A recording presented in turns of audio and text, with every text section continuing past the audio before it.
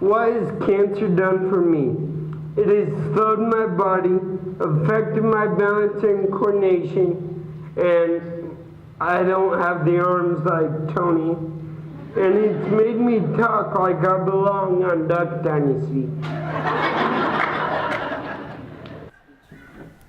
Sometimes I feel like the Jackson I knew and raised for the first 14 years isn't there anymore. And sometimes it's like, I miss him, and I wonder what he could have been.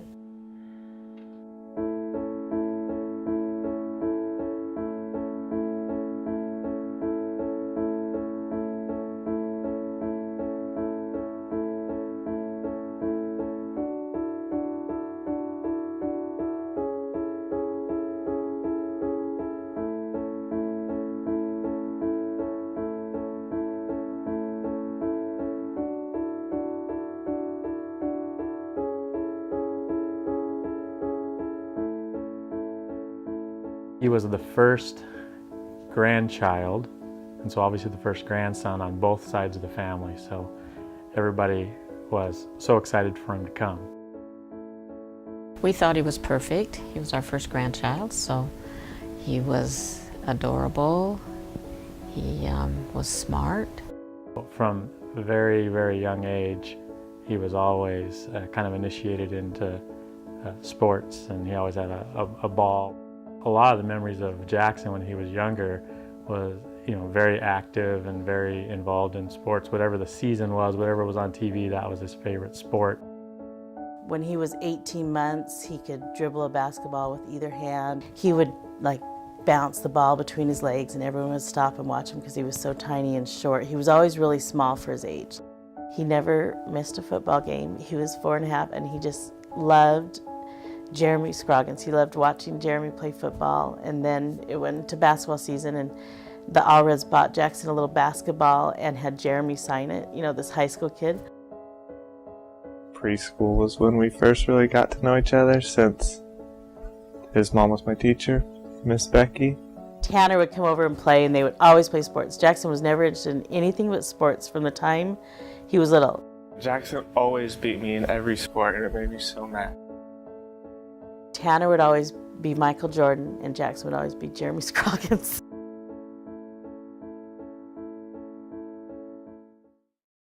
He was 4 and having his well child checkup, and I came home with a little card that said how much he weighed and his height, and I'm only 5'1". I was taller at 4 years old than Jackson was. And so I called Dr. Kearns back, and I'm like, I just don't think this is right. And so he sent us to Seattle Children's Hospital to see an endocrinologist. And he just said, he might be taking after you. But he did discover that his iron was really low, in the critically low range. So he prescribed liquid iron. He had some things that were affecting him, and none of them seemed at all related. Jackson was always thirsty. And I kind of thought maybe he was going to go through a growth spurt, so I was happy about that. But he wasn't really increasing his food. He was just always thirsty, and he only wanted water. So I took him back to the doctor, and they did a urine sample to see if he had diabetes, and he didn't. So I went home, and it just seemed to get worse and worse. And this kid who potty trained himself right before he turned 2, all of a sudden started wetting the bed, or wetting during his nap, or he'd get up in the middle of the night, and one time Michael woke up because he heard something next to the bed, and Jackson was standing in the room just peeing on our nightstand. Even though that was humorous, at the same time, obviously we knew there was something major was wrong. I kept track for 24 hours of how much the kid drank and how many times he voided his bladder. And in 24 hours, I think he drank, I'm trying to remember, it's been a lot of years, but I think it was just over 2 gallons of water, and he voided 27 times. And they even had a hard time figuring it out. That's why they sent us to Children's Hospital. I'd seen something on Dateline or Primetime about, Munchausen by proxy, those crazy mothers that want something to be wrong with her kid for the attention. I'm like, I'm one of those crazy mothers. I keep taking him in and they keep saying, no, he doesn't have anything. And then I take him in again. No, he doesn't have anything. He doesn't have anything. So I'm a crazy mother. And I decided he was going through a spurt and he would outgrow it. And that night I went to bed and I fell asleep and I heard a voice when I was asleep, and I wasn't sure if I was dreaming or not. And I opened my eyes and I heard a voice again saying, don't stop going to the doctor. He's really sick. They sent us to the endocrinologist there at Seattle Children's first and ran some tests and ended up taking it in a totally different direction. The bone scans showed that there was multiple holes on the right side of his skull, and it went through both layers of the skull. And there was some lesions, or they call them lesions. They're basically where the histiocytes press against the bone so hard that they destroy the bone underneath, so they make holes in the bone. On his optical bones and on his ribs and on his pelvic bones. So you kind of got both, the whole spectrum, I guess, of thoughts running through your head and trying to figure out which one is the rational thought. And they all left the room, and I just said to Michael, I said, you have to ask him when they come back if it's fatal, because I don't think I can ask him. Histiocytosis technically isn't a cancer, so they weren't really using the word cancer. But they said this is mainly a childhood disease, and it is treated with chemo drugs and radiation, but at a much lower dose. And they really made us feel hopeful that he's going to go through probably 6 months of treatments, and then it'll just be like it never happened. This was their first patient at Seattle Children's with histiocytosis, but a couple of the oncologists had worked in bigger cities when they were doing their training, and they had seen it before. And so the hope was that it wasn't in any of his organs or anywhere else, and that they could just do radiation. You go to a place like a children's hospital, they just have such intimate detail and information about all these diseases, and so they had a game plan put together almost instantly. They got the results of that back, and it wasn't in his bone marrow and it wasn't in any of his organs, but when they had talked to the other doctor somewhere else, and I never even found out where they talked, they said that there was just too much bone involvement, and because he had diabetes insipidus, it had attacked an organ, and it attacked his pituitary gland, so they felt that he had to go through 6 months of chemotherapy. And they decided on a weekly treatment. The only place that would do it that was closer to our home than Seattle was Yakima. Well, first it was once a week for the first 6 weeks, and then it was every 3 weeks till 6 months had passed. And it was just 1/6 of the dose that like a kid with leukemia would get, so he didn't lose his hair or, He was a little bit hard to handle because he was so violently against needles at the time, and having his port accessed was really, really painful, and he just would get really agitated, and it was hard to hold him down and make him go through that. We would get into the parking lot and Jackson would just start crying because he knew what we were doing, and he'd say, please Mom, I'll be good. I don't want to do it. Please don't make me do it. I said, Jackson, we have to. And we just went to Yakima last weekend for Sammy's dance state, and we took the kids to the Children's Museum there, or the Yakima Museum, and we drove past Memorial Hospital, and I just started bawling because I hate thinking about that time. They stopped short of giving him, a clean bill of health, so to speak, but they felt like that they had accomplished what they had set out to accomplish for the most part. And so, we got maybe a little false sense of security. It's a situation where we didn't know what to expect, and so, but we felt like the doctors felt comfortable with things, and so we had kind of started to move on, and Jackson was able to be, active again and participate in sports. They took his port out the day that the football team was over there for state playoffs, and so everyone in Royal City was staying in Seattle that night, and then we went to the football dinner, and Jackson was still so loopy from being under the anesthesia. He was just cracking everyone up, but he never missed a football game. He was a kid who had a lot of determination, didn't like to lose, but also was, I think that drove him to try to learn more and pay attention and make the most of the talents and abilities that he had. So. Of course, having cancer isn't all bad. When my mom comes to me with a long list of chores, I can always say, I'd love to, but my cancer, it's really flaring up right now. He was just always really smart and really good in sports. He started AAU basketball when we were in Boise, and he was the high point scorer for the season.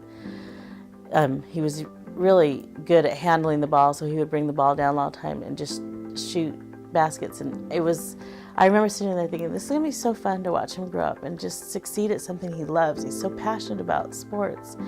But I was also a little embarrassed that I just didn't want people to think he was a ball hog. He seemed to excel at just about every sport he tried, and there weren't many sports that he didn't try. If you look back at pictures of him, almost every picture when he was young, he's got a different uniform and different ball under his arm. Just knowing you got one person across from you or one person you're guarding, and you can either make that person look like a hero or look like he sucks.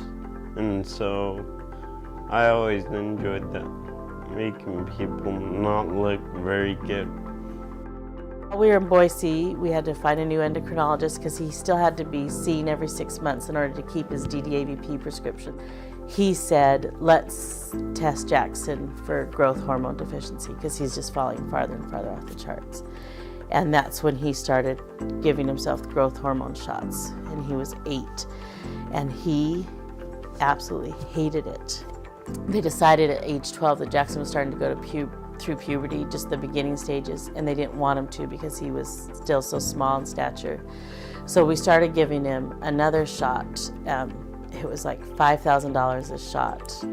And it would come, and my mom would give it to him on a Sunday night. It was just once a month to stop puberty so he could have longer on the growth hormone shots. It was the summer between 6th and 7th grade. I noticed that he was tired all the time and taking huge naps. I thought, well, he's growing and he's a preteen and they're lazy. And had our summer appointment with the oncologist, and she said, I don't think I need to see Jackson except for every 2 years. Definitely when he was in middle school, that he started to, just things didn't seem quite right. We took their pictures out on the front porch like we do every year on the first day of school, and him and his sisters, and they walk off to school for his first day of 7th grade, and he came home at the end of the day bawling. Like, what's wrong? What happened? I hate school. I don't want to go to school. I want to be homeschooled. And I'm like, oh, what happened?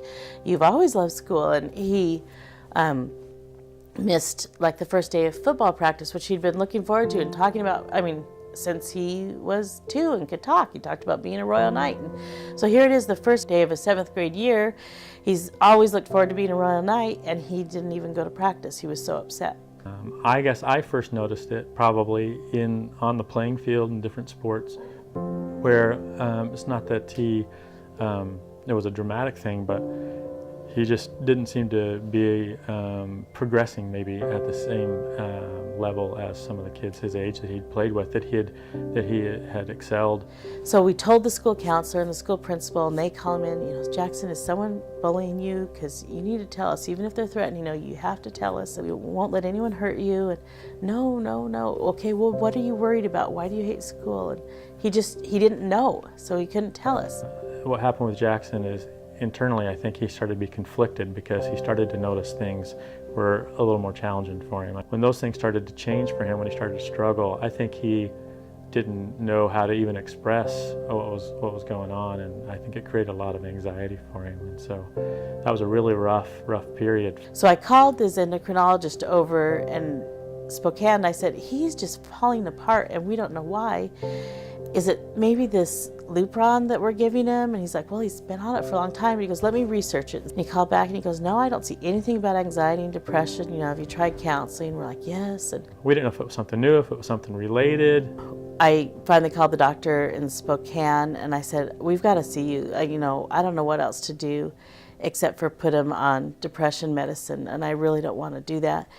And he says, yeah, bring him over. And so we went over there, and he goes, have you called the oncologist? And I'm like, no, we just saw her in, I think it was July, before school started, and she said we didn't need to see her for 2 years. And he said, well, the only thing I can figure out is I researched this anxiety and histiocytosis, and sometimes it's related to that, like it could be an after effect. So even when we were going back to the doctors, they were having a hard time figuring out exactly what was going on. They would do the MRIs, and they wouldn't show a whole lot that alarmed them. So I called the oncologist, and she made an appointment for an MRI to see if there was any changes in his brain. And by now we're a few months into school, and he had a horrible football season, and he'd even told us a couple times he didn't want to live if it was going to be like this every day. When you think that you've got it tackled and it crops up again, that's a really tough situation. And driving home, and Michael called me, and he said, the oncologist called, and she thinks that there's something wrong because his MRI looks different. She thinks maybe he's got a brain tumor. I'm like, are you kidding me? So I called over to Seattle Children's, and I talked to his old oncologist there, and he's like, yeah, come on over. They looked at the MRI, and they decided it was just the difference in the machine in Moses Lake. Like the machine here wasn't as current and up to date in Moses Lake compared to his old MRI that had been done with a really state-of-the-art one at a children's hospital in a bigger city. Becky spent a lot of time on the internet and on her knees trying to figure out what to do and what the problem could possibly be. And as she learned a little bit more about some things on the internet through some research she did and such, she came across a scenario where some of the kids when they were younger that had gotten histiocytosis were and thought that they were clean, or it was coming back, but in a slightly different form. 1 in every 250,000 children get histiocytosis, so it's a really rare disease. They call it an orphan disease. And there's no funding for it from the government because so few people get it. Out of those 1 in 250,000 that get histiocytosis, only about 20% of the kids get diabetes insipidus. And of those 20% of the kids that get diabetes insipidus, 1 to 2% get this disease called neurodegenerative central nervous system Langerhans cell histiocytosis. And what they think now, as they're seeing these kids crop up more and more, it's about 10 years, 9 to 10 years later, because they gave him just a low dose of chemo when he had it, when he was 4.5, and they specifically pick chemo drugs that don't cross the blood-brain barrier. And now they've decided that kids that have skull involvement or craniofacial involvement and diabetes insipidus need a chemo that crosses the blood-brain barrier, because there's obviously histiocytosis in there in order to have gone through both layers of skull and attack the pituitary gland and cause diabetes insipidus. So he had histiocytosis working its awful magic in his brain all these years, and it finally caught up to him. And it had done enough damage in his brain that he was seeing gross and fine motor and everything that your central nervous system involves. So his speech was getting slow, and people had commented to me, his speech is really, really slow. He's talking really slow. And she had become aware of Dr. McLean in Houston, Texas, who was one of the top researchers for histiocytosis at the time, and was able to get his contact information. By now we're, it's springtime of his 7th grade year, and he's been dealing with this whole year. And he said, you know what? I think Jackson has NDC and SLCH, and I'd like to see him in Texas. He did all these tests on Jackson that they had not done it. Just like simple things like, can you do this with your hand, Jackson? He couldn't do any of these things. Seattle said the MRIs were clear, and he's like, no, I'm going to run him past my radiologist, but there's definite involvement in the brain. Probably the biggest crushing blow of that treatment was that he wasn't able to participate in football. He came back in the room and he told us, yeah, this is what you've got, and you're gonna have to get another port, and we're gonna do a stronger chemo this time, and it's gonna be for a year. And this chemo really drops your blood counts, and so you can't play sports. And Jackson just started to bawl and cried and cried. For him, it was a difficult thing sometimes to reconcile that it was all going to be worth it in the end. So that whole 8th grade year, he would, every 28 days, we would go to Seattle and we would stay there for 4 days, and he would have 4 days of chemo in a row of the cytarabine, this Ara-C. And it was a bigger deal. After the first chemo, his counts were so low, they were in the critical range, and he couldn't go to school for 2 days till they got high enough. And it really hit me that he was doing real chemo this time. It was serious business. It's hard to have, not only a grandchild and see them suffer, but then my daughter was suffering too. A lot of people that have felt so, whether it be in small or big ways, there's been a lot of people helping and doing their best and helping really a lot to me. It means a lot to know what they've done. Tanner had called everyone and told them they're all going to shave their heads. I'm like, well, you can shave your heads, but Jackson's not going to lose his hair or anything. And we came home from his port placement, and people were painting our house and had done all this service for us. Every time I would take him to chemo, that whole 12 months, the relief society would bring in dinners, so Michael wouldn't have to do dinner and work and take care of the kids. So it wasn't that bad. His teachers at the middle school turned him in for a Make-A-Wish trip, and he got a Make-A-Wish trip, and our family went to Orlando, and it was the only week, I counted up, it was the only week in 56 weeks that he hadn't had a blood draw or a doctor appointment. And they just treat the kids so amazing, even the siblings. And I told Michael, I'm like, I'm going to be severely dehydrated at the end of this week because I can't stop crying. They're just being so good to us. Brain cancer is great for getting girls. Better than walking a puppy or holding a baby. I mean, all I have to say is that I have brain cancer and that I'm looking for my first kiss. And, well, that usually works. And if I've already kissed them before, I can just say, I'm not feeling well. I think this might be my last kiss. Well, after tonight's show, the line for kisses starts right over there. Thank you. You've been a great audience. It's not like things had completely gone away. It's not like he was back to, his old self completely or anything like that. Started his freshman year, and he seemed some better, like his speech seemed some better, but he still wasn't doing great in school or sports, and we figured the damage that was done, but if we can just stop it from getting any worse, it'll be okay. He was able to get back to his freshman year. He was able to be on the football team, be out on the field, and that was a big deal to him. So he played basketball his freshman year, and he was awful. And they would do passing practices and stuff like that, and he would get a ball to his face because he was just too slow. He put forth the energy, but he just didn't have the speed, the quickness, the dexterity to really hold his own. And but the coaches really enjoyed having Jackson on the team. I think he kind of inspired them and inspired some of the other kids. And they all decided that Jackson needed to get a basket. Every time he was in there, the kids would, shoot, Jackson, shoot. And they were always passing him the ball. And he would just shoot these ugly shots, and they would air ball and nowhere close. And Coach said, Jackson, if we're up by 40 or whatever, and all the varsity comes out, you can go in.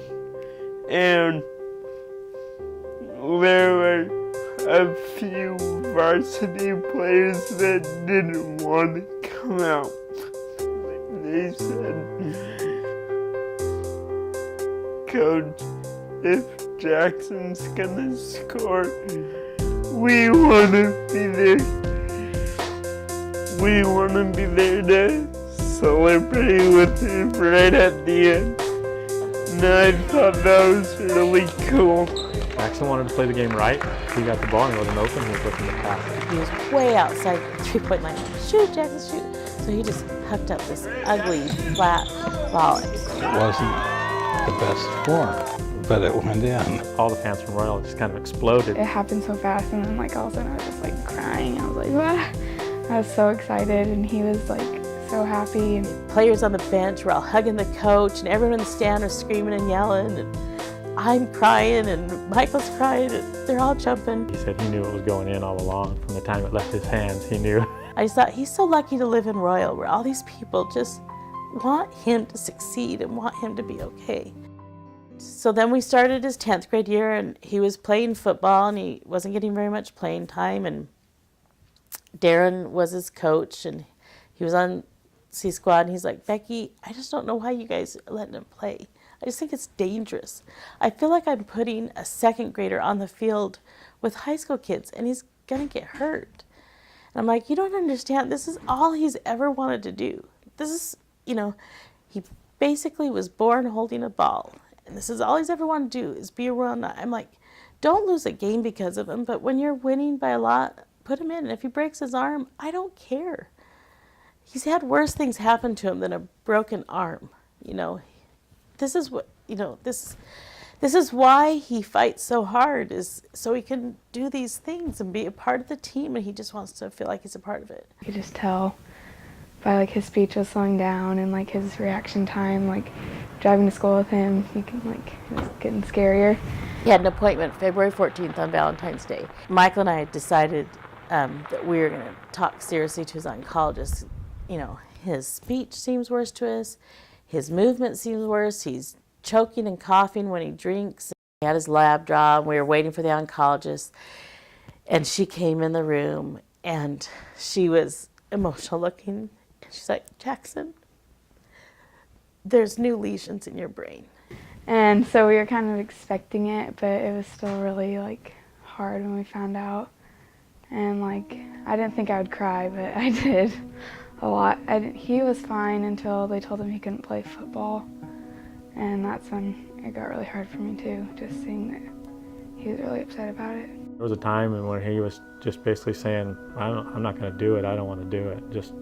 I want to go live my life, and whatever happens, happens. But I think he came to his senses a little bit. You had your 18 months off, time to start again. So we did it again, and this time his counts, because the dose was so high, he was on the highest dose of cytarabine that they've ever given any patient at Children's Hospital.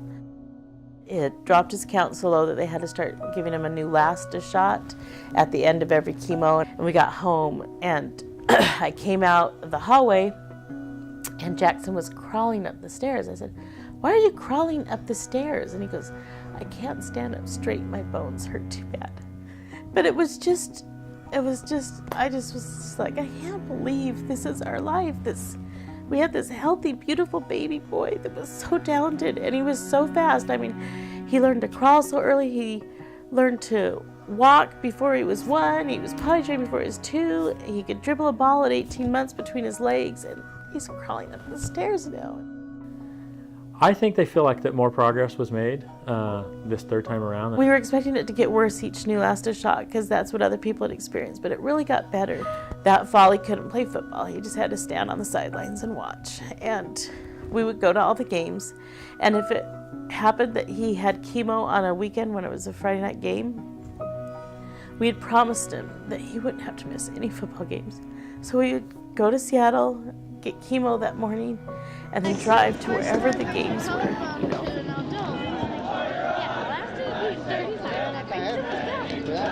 I was sitting with some friends in the bleachers, Shelly and Tiffany, and I said, "I'm just afraid it's not working, because he's not as sick as, they're all just amazed that he's not throwing up all the time." Shelly said, "Becky, everybody in this town is praying for him. And that's the tender mercy we're getting. He's not dropping his counts, and he's not sick. so that when he's not there, he can be in school and be with his friends and be a part of things. And I knew when she said it that it was true, that that was our miracle. Today, I am running for ASB president. I wish I could tell you that McDonald's will be setting up shop in the cafeteria. I always knew he was going to run against me. And I was really close because he was going against Tanner, his best friend. I was dressed up like a girl for my speech, and I was sitting in the back room, and Jackson, so I'm listening through the door, and everyone's crying. What I can say is my whole life I've looked forward to being around them, but kind of in a sports zone, not necessarily a student body room. But life changed for me, and through it all, you guys, my friends, my teachers, my community, my school, you've all been there for me. Jackson talked about how he doesn't get to participate in high school the way he'd like to, like in sports and especially football, but how being ASB president would really help him and be important to him because he'd get to participate in high school, not in the way he wants to, but in something that would mean a lot to him, in a way that he could impact school. I can't contribute to the teams like I always dreamed I would, but I can't contribute in this way. I can work hard. I can do my part in this way if you vote for me. And I'm like basically in tears in the back room, and I'm like, how in the world can I even go out right now and give a speech? I appreciate you all, and I love the Royal Knights. Everyone was like cheering really loud and crying. I don't think I ever expected to, at that point really, to win, but he's been a positive influence in the school, and I think it's been a good opportunity for him. They had asked how long we've been friends, and Nancy said, well, he was there at the hospital the day Tanner was born, and they've been friends ever since. And so, if that's true, which, I don't know, might be, we've been friends for a while. Some of the things that make him a good friend, I think, is being outgoing. Him and I are definitely, we put a lot of talk in the school for the crazy things we do. He's very honest and is very trustworthy and a good person and very kind-hearted. I never really talked to Jackson too much specifically about his cancer. Like, I can never remember a time when us sitting down and talking about it.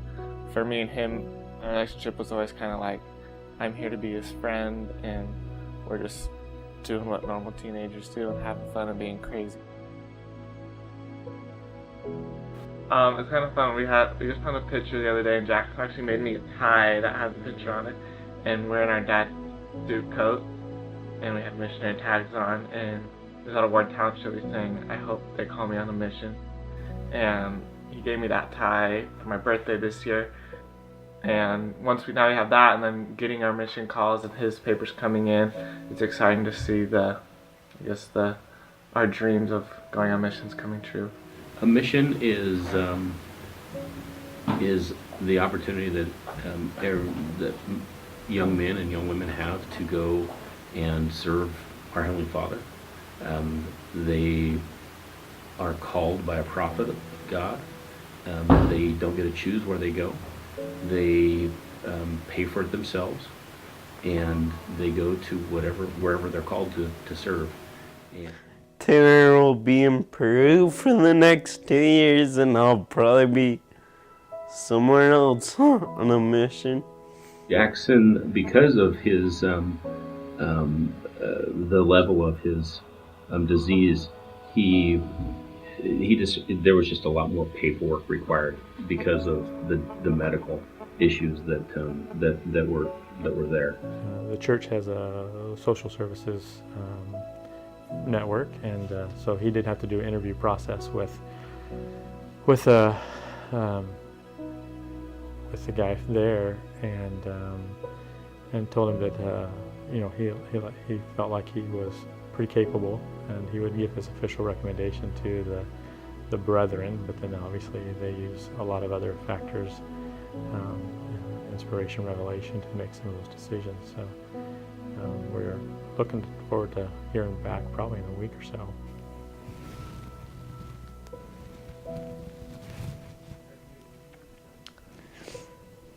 I know that going on a mission is really important to him. And with his best friend just getting his call, I'm really afraid that Jackson won't get to experience that too. I'm kind of nervous that it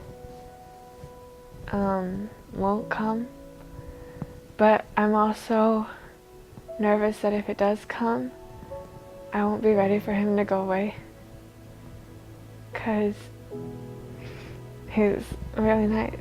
I love to be around him, and I worry about him getting hurt or needing chemo while he's away. Like, everyone's been guessing where he's gonna go. Jackson thinks he's gonna go to Moses Lake. I'm proud of him for preparing himself and having the desire to do this. Excited for him. A little scared, but have to have faith it's gonna all be what the Lord wants him to do. So, But I'm just afraid that they won't let him go on a mission, because once a month he has to go and have this 4-hour infusion at a hospital somewhere. So we're still waiting to see about the mission, and it'll just break his heart. The first 2 times when he got told he had to do chemo, first time he was too young to know. The second time he said, "Can I play football?" And they said no, and he was just devastated. And the third time, when she said, "You've got to go through another year of chemo," when she left the room, he said, "Dad, am I going to be able to go on a mission?" So that's what we're praying about right now, is just that he gets a call and he gets to serve somewhere, because I think he would be a really great missionary. We always felt and always hoped that Jackson could and would be able to, that they would be able to find somewhere where he could serve. But just because you go through that process doesn't necessarily mean that you're going to be able to serve a proselyting full-time mission. Got a call from the stake president asking us to meet with him and our bishop at his house that night. We sent him a letter and said that Jackson had been honorably released from serving a mission, and that they appreciated his willingness and worthiness to serve. So we were heartbroken. Very much. So we decided we needed to tell him sooner rather than later. And so we ended up telling him that night and letting him decide how he was going to let other people know. When I told Tanner Christensen the next day, he just said, "There's got to be work for you to do here." And so that's kind of helped me. I think he probably digested it a little bit quicker than we did even. And it's tough because he's trying to figure out what his next chapter in life is. Planning on doing BYUI pathway program this coming fall, and then going with the missionaries in Moses 2 or 3 days a week, and then doing institute. He's got a game plan for the near future. I think that's going to keep him busy and give him some opportunities. But moving forward beyond that, it remains to be seen, I guess. It's life. Keeps him moving on, so you got to be there with it. You know, everybody grows up with set of expectations for their life. I'm graduating soon, so Mr. Perkins has me thinking about possible careers. And for Jackson, all the things that he would most like to do are things that his health and his body pose a pretty significant challenge to. I was thinking about becoming a police officer, because I always thought that was the best job in the world. Drive fast, carry a gun. The only problem is, I don't think I'd pass my own sobriety test. And that's the thing with Jackson, is all those things are somewhat up in the air. I think these next few years are going to be really tricky for us as parents and as his family, and for him to see everyone move on with life, because we don't know if that's going to happen for Jackson. You don't know. You don't know what the future holds for him. In some ways you know what it doesn't hold for him in certain instances, but you don't know what actually is there available to him. You could spend your time getting wound up and spend too much time thinking about that, I think. That's the worst part, is not is wondering what he could have been and missing that kid, and accepting that this is our life now and this is the way it's going to be. My mom was in touch with the family from Israel whose son also has this, and they didn't do chemo, they just did IVIG or something. And he's in a wheelchair and can't talk or walk or do anything. So no matter how bleak it looks, I guess I've learned there's always someone who has it worse than you do. Just never judge a person by what you see or how they talk or anything, because you never know what that person's going through. You know,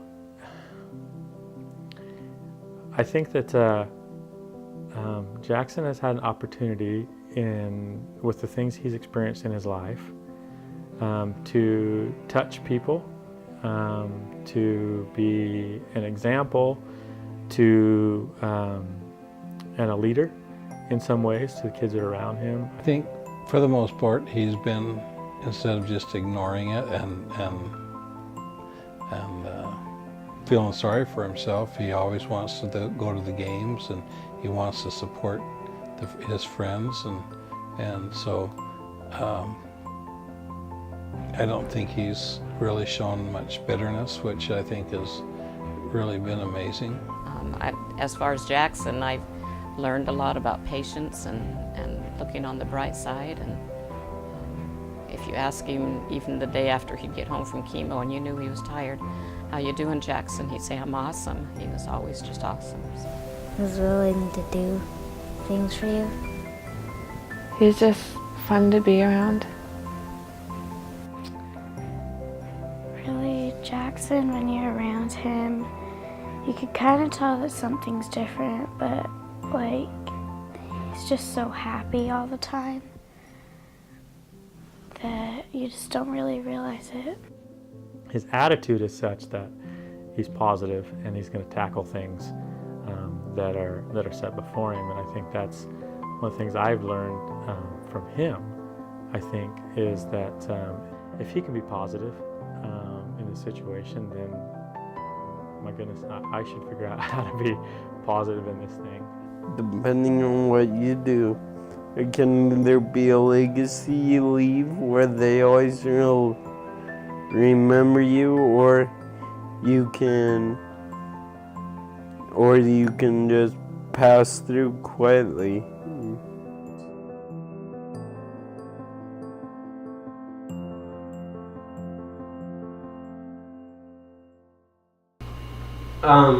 We've been praying a lot, and we want to ask you to get baptized. I'm a service missionary now. Last time you were here, I found out I didn't get a regular mission call. And so when my stake president told me that, I was kind of upset, and so I said, do whatever you have to do to find me a mission. And he goes, well, there's service missions. And I'm like, okay, look into that. A service mission is a little bit different in that the service mission is set up by the stake president. The stake president is, in a roundabout way, your mission president.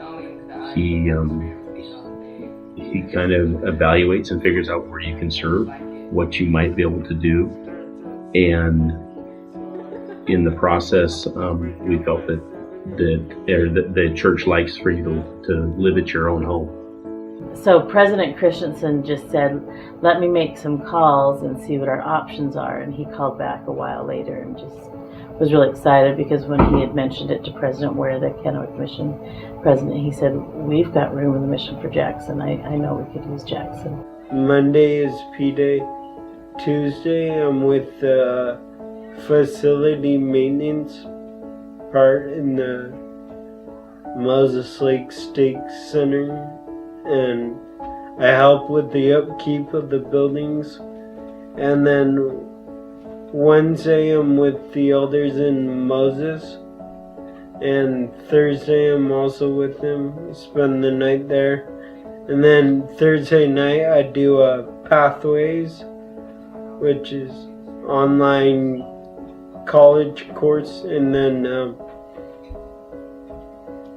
Fridays is off, so Saturday and Sunday I go to church, and I'm liking it. I'm liking this mission. Starting in January, he's supposed to go with Bishop and Deborah Bergeson one day a week and work in the Kennewick Temple. He'll have to get up at 2:15 in the morning. They leave at 3. They have meetings there at 4:15, and then he'll work in the temple and come home and have Pathways at night. So that's going to be difficult, I think. But I think the busier he is, the happier he'll be, and the more it feels like a mission to him, and feels like he's doing this service. I mean, he just loves it, and he's just, you know, you can just see him light up. And when I talk to the other missionaries, they say that he brings a really great spirit, and I think overall it's really, really positive. I wish he could be with the elders even more. You know, he loves that study time in the morning. I think in lots of ways this is much harder than just a traditional mission, because companion study time in the morning, it's you. There's no one else helping you get up and sit and just do it. And there's no back and forth, and no one, you know, working with you. So he doesn't have that, and I wish he had more of that. But the fact that he gets a bit of it makes me so much happier than if he were not being able to do any of it at all. The reports back to me is that he has done an absolutely marvelous job, and that he has touched many, many people. Are we surprised that happened? Absolutely not. Jackson has a spirit about him that is contagious. Most people love to be around him. He's a very happy young man. He's just a person people like to be around, and because of that, we always knew that he would attract people to him. He's very bold in his missionary work. He's not afraid to open his mouth. He will say and do whatever the Lord asks him to do, and because of that, he's a great missionary. There's been a lot of people's doors we've knocked on where they were right about to close the door, and they saw me in the background, and they're like, hey, I know you, so they let us in, and we're teaching them and stuff. And I think, and I hope that will be the case, that when Jackson finishes his mission, he will look back and recognize, as anybody who has served the mission recognizes, that the most important soul that they saved was their own. It's weird how the Spirit can help you, and how it works in mysterious ways you wouldn't think it worked, but it does.